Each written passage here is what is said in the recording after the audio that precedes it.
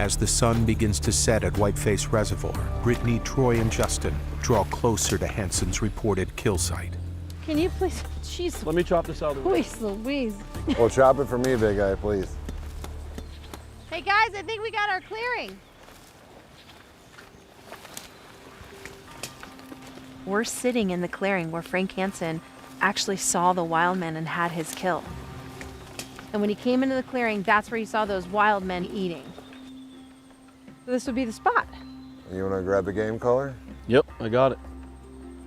For me to believe in the wild man, I'd have to see him with my own eyes, with evidence to bring back to show everybody else. Film, sound, samples. I don't think they're going to draw anything out with a game call, but I'm willing to try. If there's a wild man out here, let's draw him in. I know I want to see him. I'd like to see something. Let's do it. The plan is to use a game caller because we want to be able to call out whatever's out there. We'll bring it closer to us so we can get some eyes on it. These things must be eating deer, so don't you think I'd use a deer distress call? Yeah. Unless you want to hit Barry Manilow and do soft and soothing. Let's keep watching.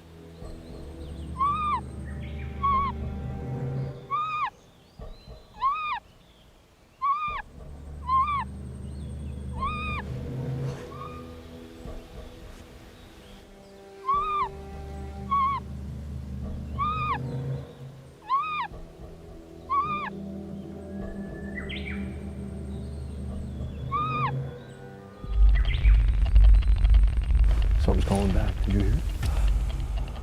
It's weird. You see anything? Tree line is super thick. Yeah. You ready? Yeah.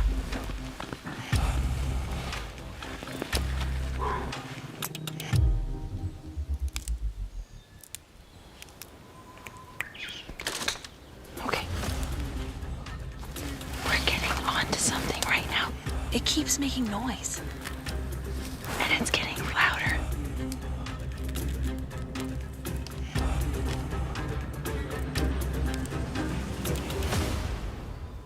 Hold on. Holy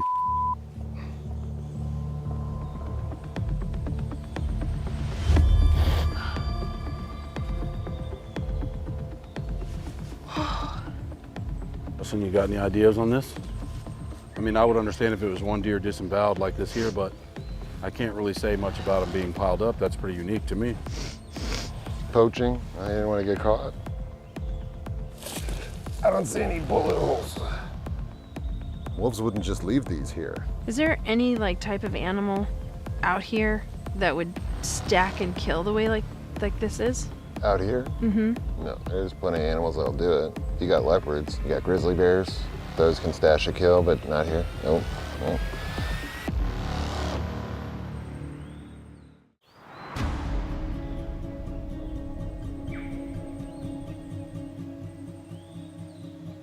The gut being ripped open here, I don't know necessarily what would cause that. I mean, to be fair to your research, they did say that they go into campsites And take tools. and steal tools. I have no idea what kind of natural predator would do this to a deer, but I still haven't seen any evidence of a wild man running around. So we're gonna move forward and see what we can come up with. I'd like to get out of here before it gets to that dusk area. Yeah, well, we got a long trek back, so I'll set you up some trail cams. I got you. All right. We've set up the trail cameras on the dead deer to see if whatever killed them is coming back. Connected. Got it. We're connected.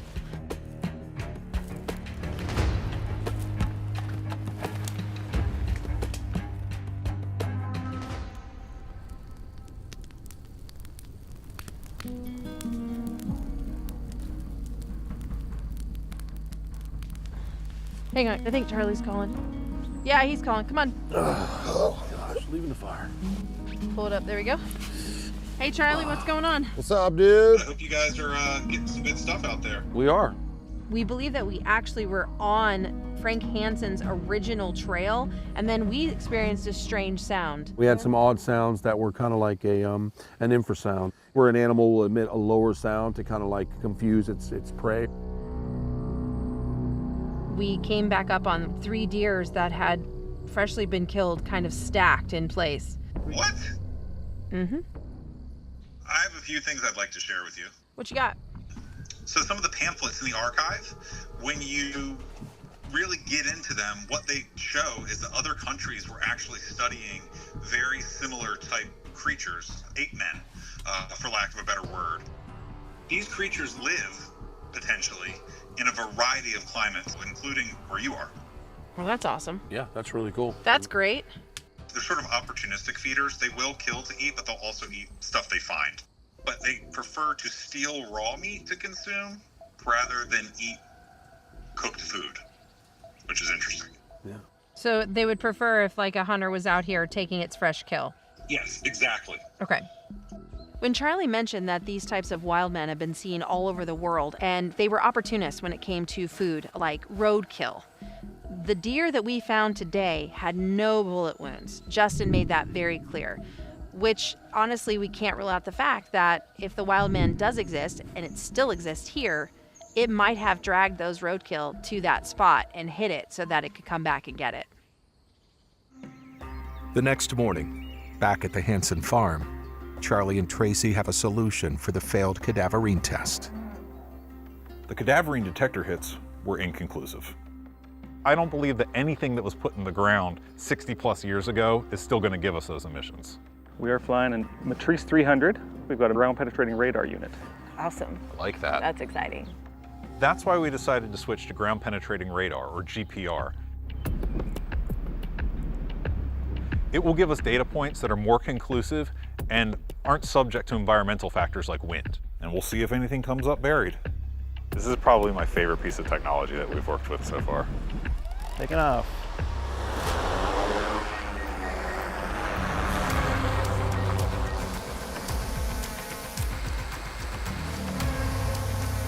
GPR, or ground penetrating radar, is often used by law enforcement agencies to locate hidden burial sites.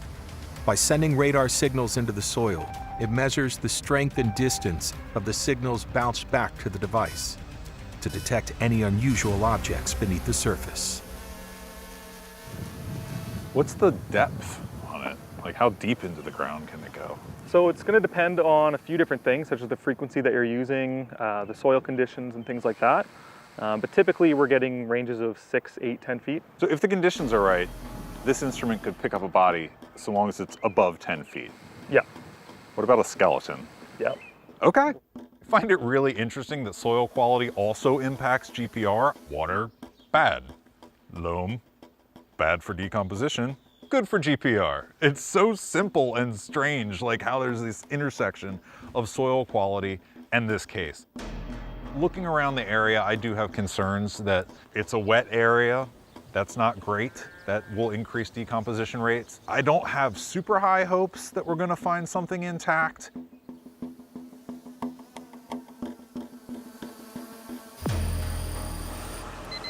So it looks like we just got a small hit right about here. If you could just double back over that area, Jared. Let's see if we get the same hit.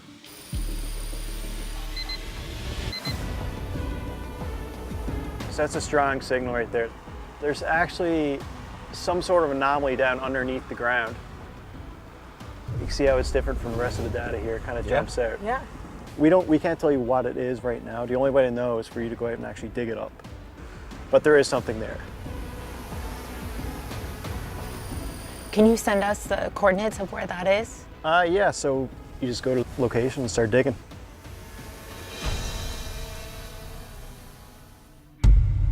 Back at the Whiteface Reservoir, Brittany, Troy, and Justin are returning to the site of the dead deer to collect their trail cams. What the? Look at this. Oh my God. That one there is completely clean. Oh my God. I only see two though, Jay. Where's the third one? Is it back in the... Oh, it's back here. You found it? Yeah. It's all the way down. Where is it? Holy This is insane. Yeah. So to me, it looks like they were pulled this way. It stops right here, You can actually see the drag as it comes here. Here's an actual piece of flesh right here. Whatever did this was in a feeding frenzy. These deer are torn apart. Now, it's not exactly the same as Frank Hansen's account of coming across the wild men feasting on the deer, but it's certainly close. I'm going to grab some samples. It's possible we can get some other DNA off of these as well. These are two really good pieces of bone to use. It's so clean, there really isn't any smell. I might actually even take this broken rib right here. You see this one? Mm-hmm. All right, I'm not seeing any worthwhile prints that can tell me exactly what did this. I have a pretty good idea, but I don't want to spit it out just yet. Let's pull those SD cards and just check the cams. Tell us for sure.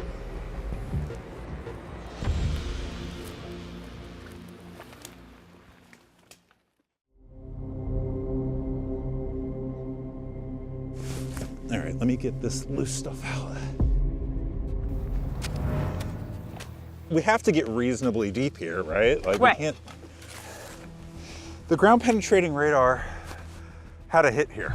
It's a data point. We don't know exactly what's down here, but there was a disturbance in the soil. So we need to attempt to identify what that disturbance was. It could just be a rock, but it's something. And flashbacks to landscaping. You know what you can do with a natural resource science major? This. You can dig holes.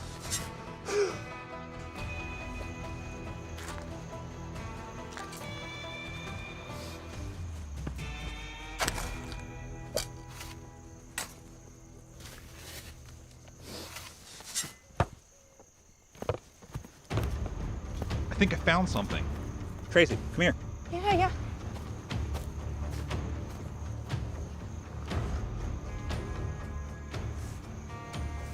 Doesn't look like a rock. Oh, Charlie, that looks like it could be a bone.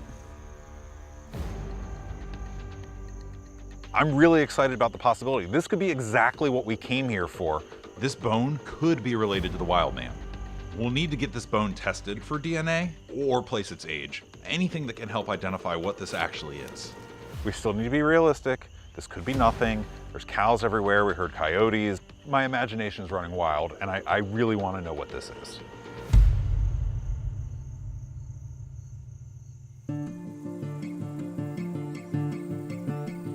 Okay, so I went ahead and went back and grabbed the cards from the trail cameras we set up.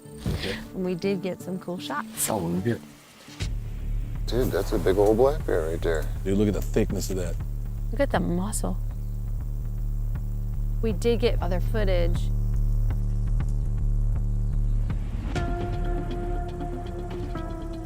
Look, wolves. See? Dude, look at them tear off at that thing. I think that deer's 140 pounds, and I can't believe the density of the size of that wolf compared to that deer carcass. That's a big wolf. So clearly we see what the culprit is here. It's wolves and bears, which is exactly what Justin and I were talking about. So in my belief here, I think that what people are seeing, they're making up. Minnesota has a large amount of predators, bears, wolves, bobcats, etc. And all the things people are talking about that they're seeing, they want to believe in this folklore. They want to believe there's a monster. But what they're probably seeing is a large predator that either has mange or hair differences, has blood on its face, can be confusing. You're scared, now you're seeing with fearful eyes and not logical eyes. But how would you explain then Frank Hansen's original report where he stumbled upon these creatures that were eating off a deer? Okay. And then they got up and ran off. When Ivan Sanderson got involved, he started trying to put those pieces together to figure it out. But we need to do further investigation. Exactly. Being in these woods, you almost can feel as though that creature is around us. There's just too much evidence to dismiss wild man based on one trail camera video. Our witness account happened at night, so it's possible that what we're looking for is nocturnal, and by morning, all the evidence could be disturbed by other animal activity. And that's what I'm saying is I agree with you guys. I can see where the misidentification would come into play. But what if it comes back to feed at night? There are parts to the story that I do firmly believe that there was something there, and I just want to know what that something is. Brittany has a reason to believe that this thing that she's looking for may be a nocturnal. If we want to find something, the best way to do it is to go out when the animal is active. So we're going to go out at night. Some of the largest predatory creatures are nocturnal hunters.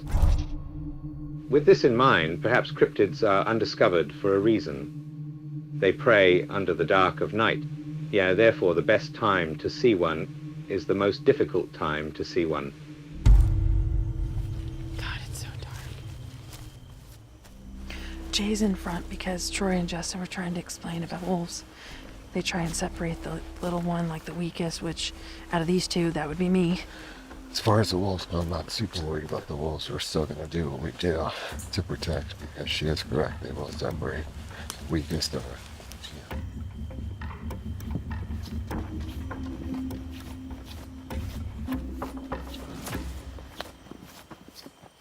Wait, whoa.